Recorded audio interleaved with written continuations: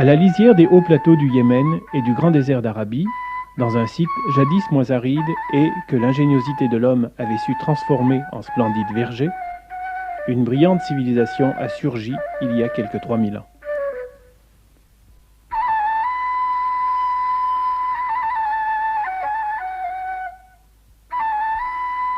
Ces vestiges, à peine exhumés, témoignent du haut degré technique de ses créateurs, les Sabéens.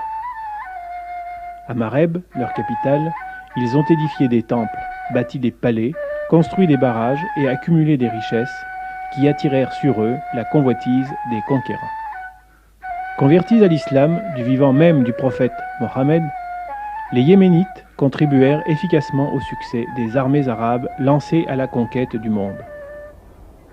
Mais le Yémen ne devait plus jouer qu'un rôle effacé sur la scène internationale.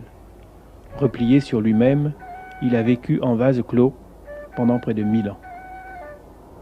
Proclamée le 26 septembre 1962, la République arabe du Yémen s'ouvre au monde moderne.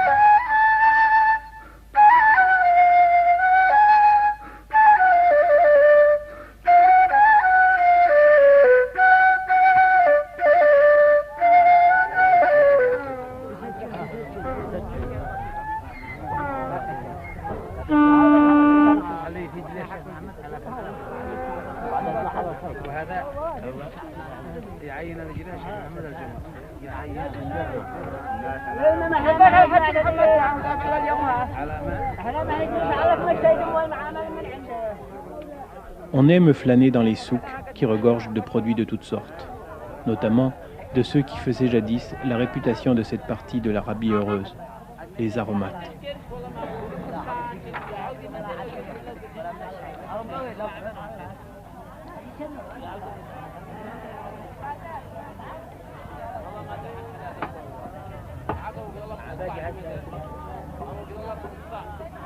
On y découvre aussi des bijouteries où sont tassés pêle-mêle les objets les plus divers.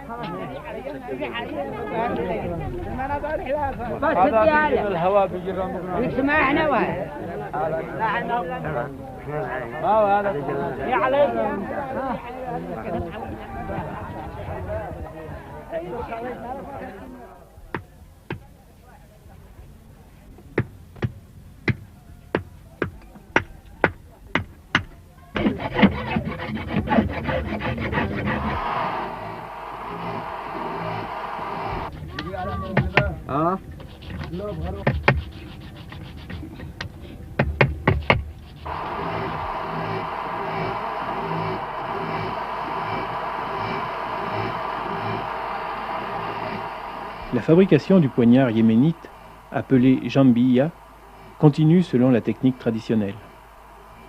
Il y a naguère une dizaine d'années, il était arboré fièrement par tout Yéménite libre en âge de porter les armes. Redoutable pour l'attaque et la défense, il est devenu aujourd'hui, pour les autochtones, un ornement, symbole de liberté et, pour les étrangers, un objet de collection. Le prix d'une jambiya peut être très élevé, selon son ancienneté et le matériau avec lequel est fabriqué le manche. La corne de girafe est très recherchée, car la patine finit par donner au manche une translucidité très appréciée des connaisseurs. Avec la jambiya, on exécute aussi des figures de danse guerrière.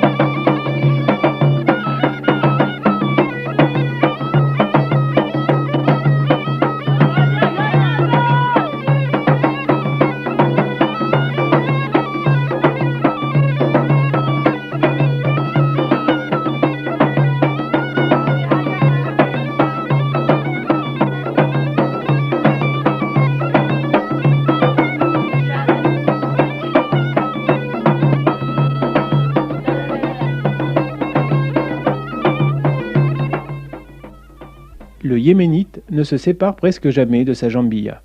Il la garde sur lui-même lors des réunions amicales durant lesquelles il s'adonne à son passe-temps favori, la mastication du khat, plante euphorisante dont il mâche plusieurs heures durant les feuilles tendres et les jeunes pousses. Pour en accentuer les effets, il fume la cigarette ou le narguilé, qui produit, quand on aspire, un bruit caractéristique par suite du passage de la fumée dans l'eau.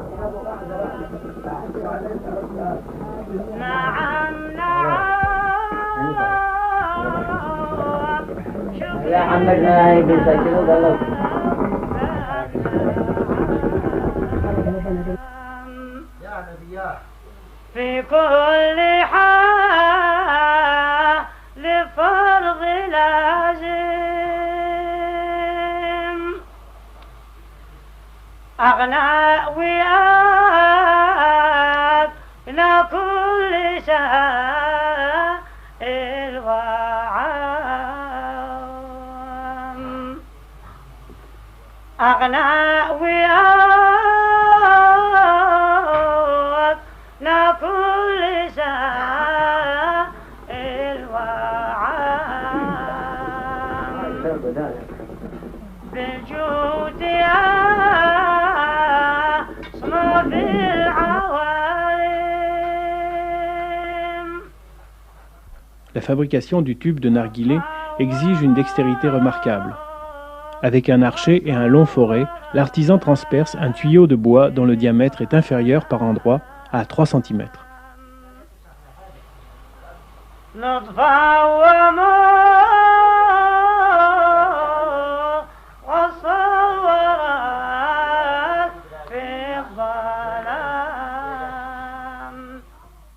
Non loin de la ville de Cambre, les tisserands vivent dans une ferme isolée. Ils appartiennent en effet à la catégorie humble de la population. Le tissage est une activité essentiellement masculine. C'est l'homme qui file la laine avec laquelle il fabrique ses magnifiques tapis. Gardienne du foyer, la femme lui prête sporadiquement son concours. La petite ville de Beit al-Faqi est réputée dans tout le Yémen pour la finesse de ses tissus aux couleurs chatoyantes qu'on fabrique encore d'une manière artisanale.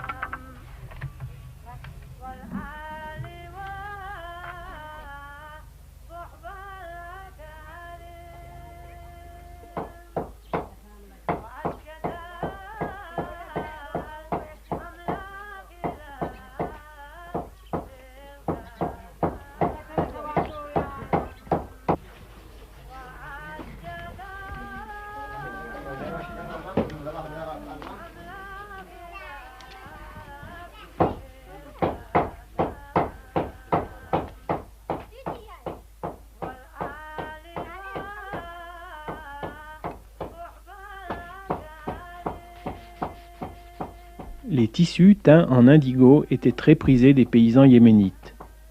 Le grand centre de fabrication était Zabid, ville de la plaine côtière qui comptait quelques 300 teintureries. Aujourd'hui, il n'en reste plus que 3. Les goûts ont évolué depuis qu'une usine ultramoderne offre à une clientèle avide de changements un grand choix de coloris.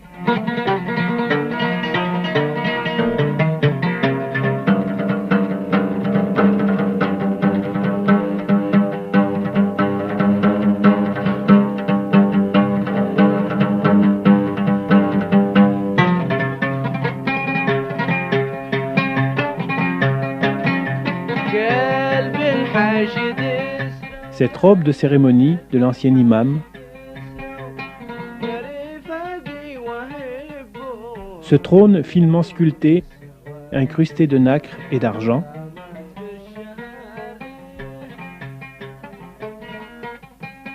Cette stèle funéraire en argent massif, sur laquelle on lit le nom d'Allah, ainsi que d'autres chefs-d'œuvre de l'activité artisanale yéménite, sont exposés au Musée national de Sanaa.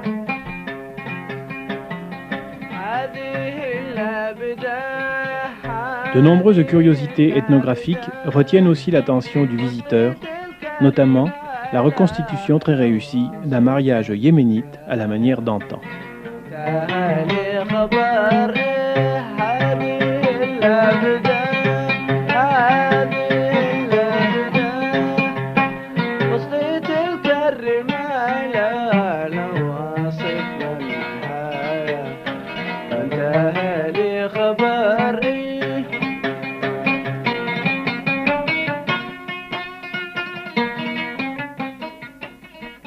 Toujours en retard sur la ville, la campagne fait montre d'un plus grand attachement aux méthodes ancestrales.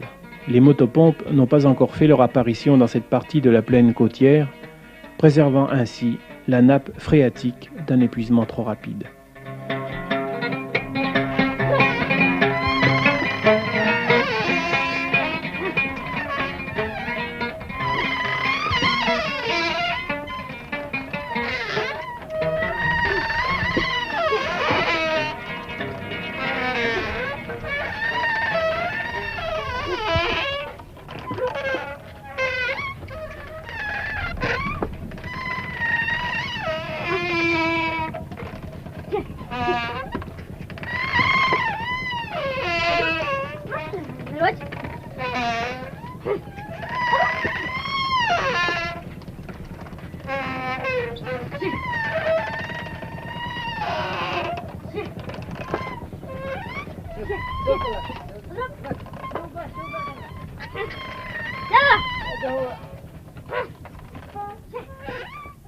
Les pressoirs à huile actionnés par des chameaux ne sont pas rares au Yémen. L'huile est extraite soit de la graine de moutarde, soit de la graine de sésame. Dans ce pays, où poussent diverses variétés d'arbres fruitiers, dont le noisetier et l'amandier, on ignore l'olivier.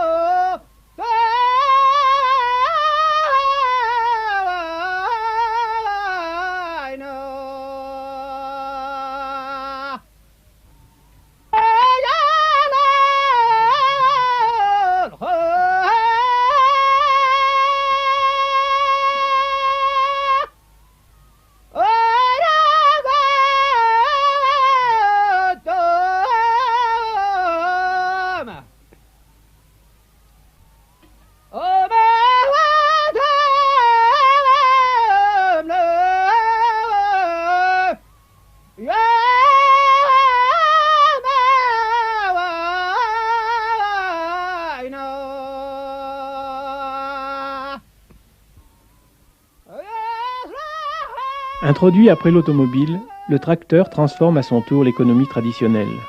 Mais dans un pays dominé par la haute montagne, son utilisation demeure malgré tout limitée.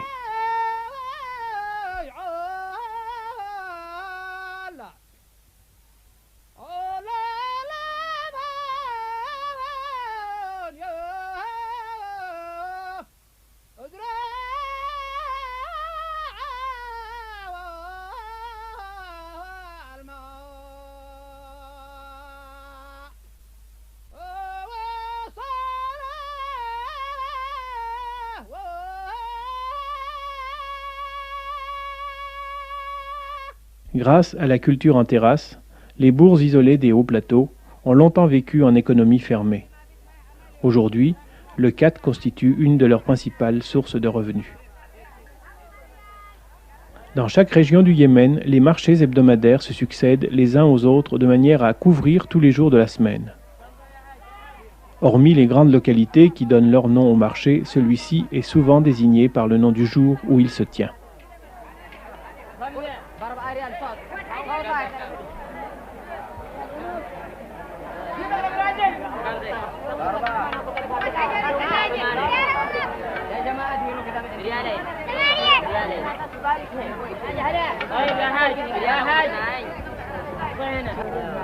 بايعة كلها الفلفل انا بايع تمر عمر كلهم سوي كم ها بريال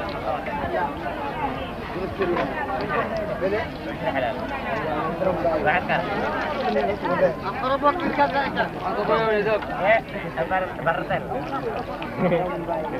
أنا كذا أقرب وقت كذا الشغل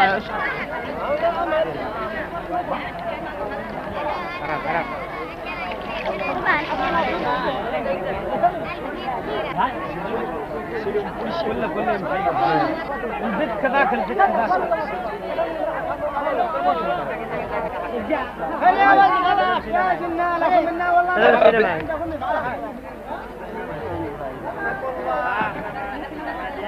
بكم الهدمة بكم 10 ريال ها بكم دير ابن الولد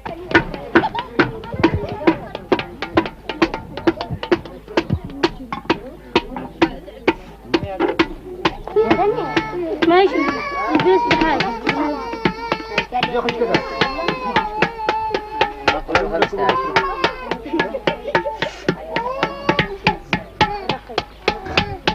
هذا دحين كبر لك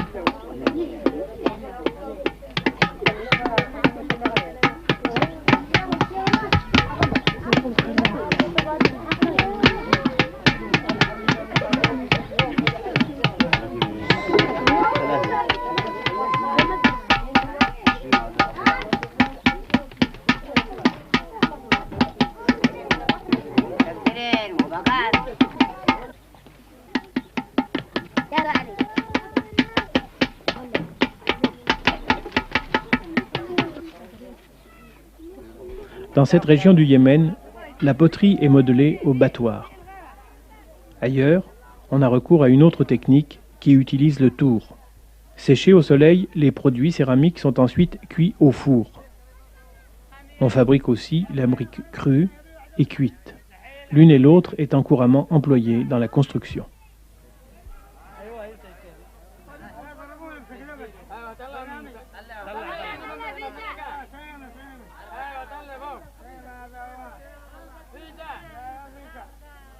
Zabid, ville du 8e siècle, jadis universitaire, est presque entièrement construite en briques. Plusieurs fois détruite, maintes fois incendiée, elle garde quelques-uns de ses anciens bâtiments, telle cette magnifique porte que prolongeaient jadis des remparts.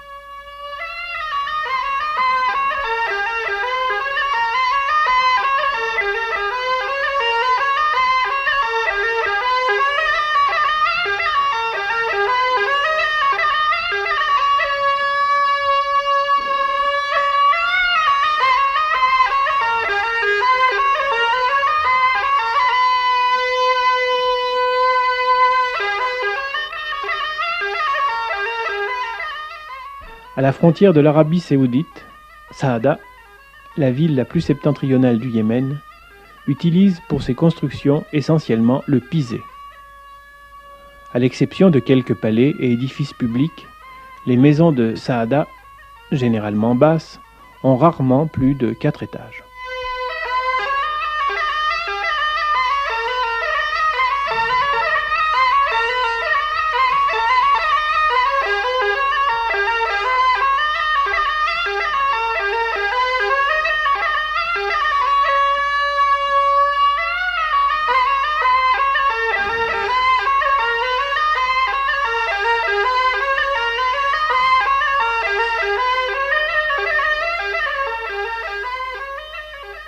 Construit par l'ancien imam, sur les ruines, dit-on, d'un palais antique, au milieu d'un impressionnant canyon, le château de la Pierre est considéré comme un chef-d'œuvre de l'architecture yéménite contemporaine.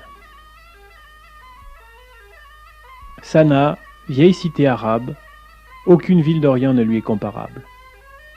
Ces plus anciennes maisons se distinguent par leurs fenêtres rondes. Elles sont fermées par une fine plaque d'albâtre qui laisse filtrer une lumière tamisée. La pièce maîtresse de la maison, celle où l'on reçoit, se trouve au sommet de l'édifice, bien que celui-ci comporte souvent 5 à 6 étages.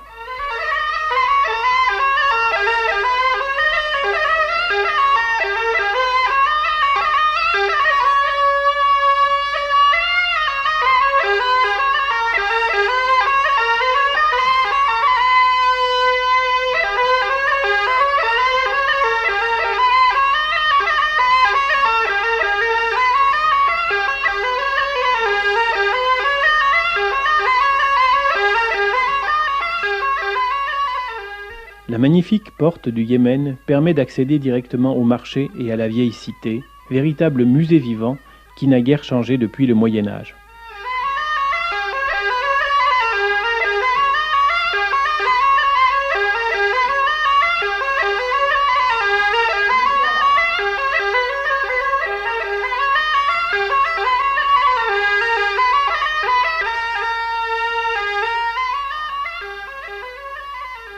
Son architecture audacieuse serait d'origine babylonienne.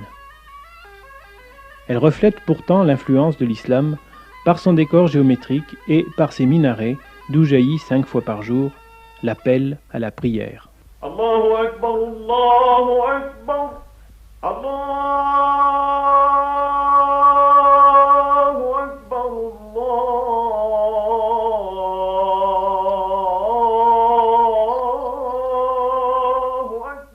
Au XVe siècle, Zabid comptait 336 mosquées et écoles coraniques. Aujourd'hui, elle n'en possède que 80. Sa grande mosquée, aux colonnes imposantes, date du début du XIe siècle. Admirable de proportions en dépit de sa masse, il s'en dégage une impression de force, comme si cette mosquée avait été créée pour l'éternité.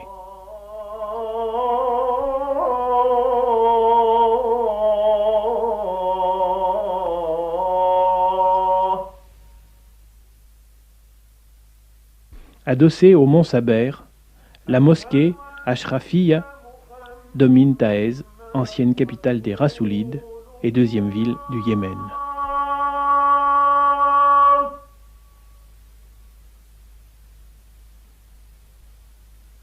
Ashhadu anna Muhammadan Rasulullah.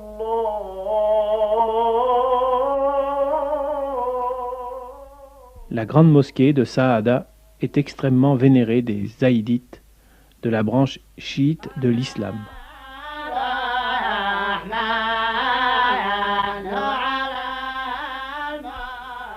Elle contient en effet les restes du fondateur de leur secte, l'illustre imam al-Hadi, mort il y a plus de 1000 ans. Il s'agit donc d'un véritable sanctuaire.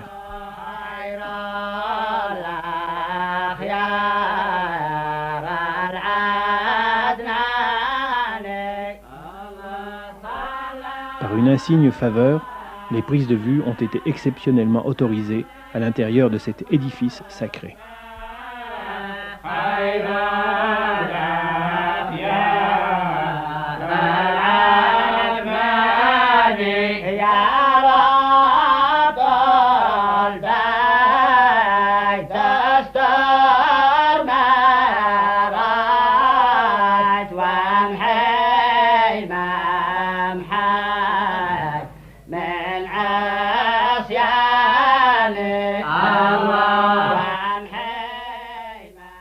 Par la place qu'elle accorde aux espaces découverts, notamment à la cour, la mosquée souligne l'importance du facteur géographique et du climat sur l'architecture. L'art arabe est essentiellement religieux. La représentation figurée des êtres vivants étant condamnée par l'islam, l'artiste invente des formes géométriques plus ou moins étrangères à la nature.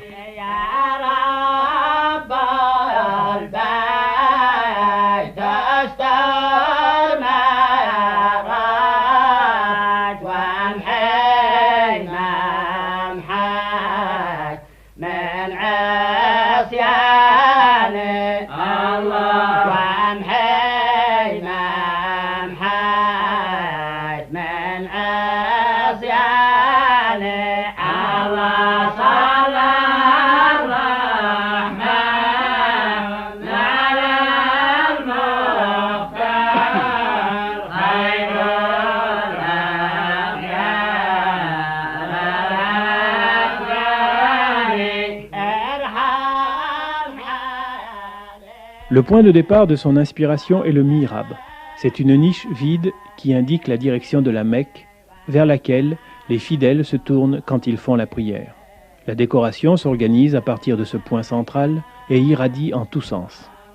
Des arabesques où l'épigraphie se mélange aux figures géométriques permettent à l'artiste de s'exprimer sans avoir à imiter le monde vivant.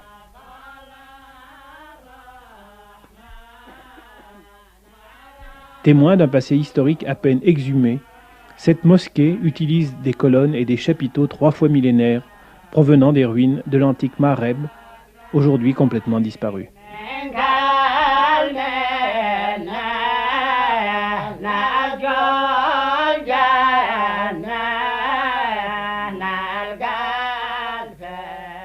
Une autre cité, répondant au même nom, a remplacé la première. Sévèrement touchée par la guerre civile yéménite, elle a été à son tour abandonnée.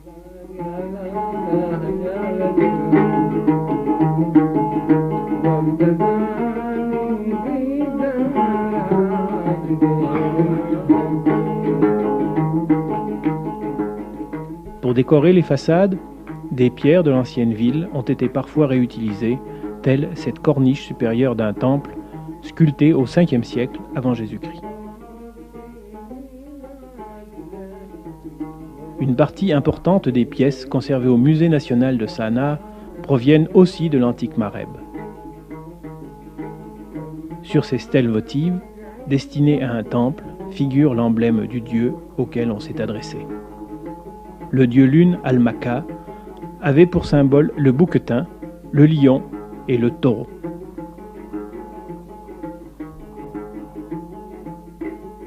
Cette statue en bronze serait celle du puissant dieu Al-Makka. Drapée de son emblème, une peau de lion dont les pattes sont croisées sur sa poitrine.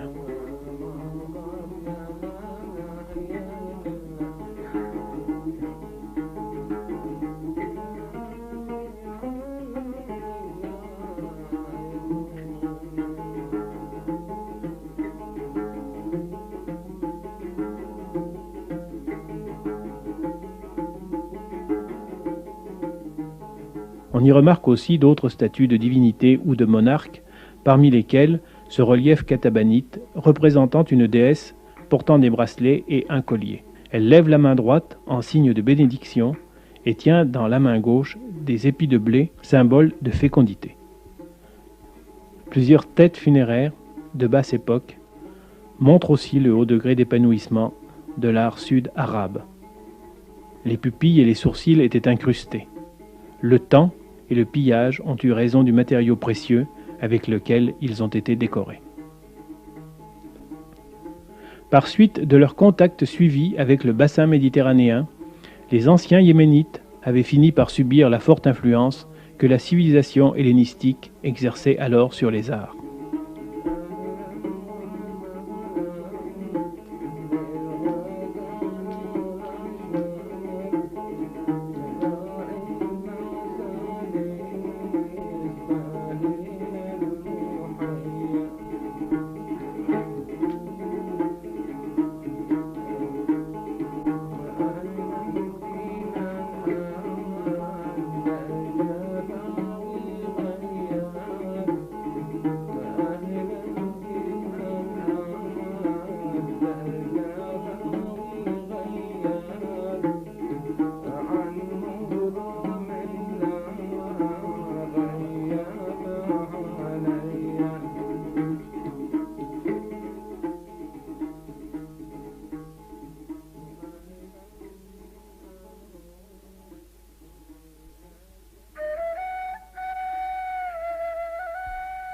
Peuple à écriture, les anciens yéménites avaient le souci de renseigner les générations futures sur leurs principales réalisations. La célèbre digue de Mareb, qui défiait le temps pendant plus de 1000 ans, date du 5e siècle avant Jésus-Christ. Elle avait 600 mètres de longueur sur 14 mètres de hauteur. De cet imposant ouvrage d'art, il ne subsiste que 2 môles et une partie du mur de retenue. Mais ces vestiges, comme ces colonnes du temple d'Al-Makka, plus connu aujourd'hui sous le nom du temple de Balkis, témoignent du génie yéménite en architecture.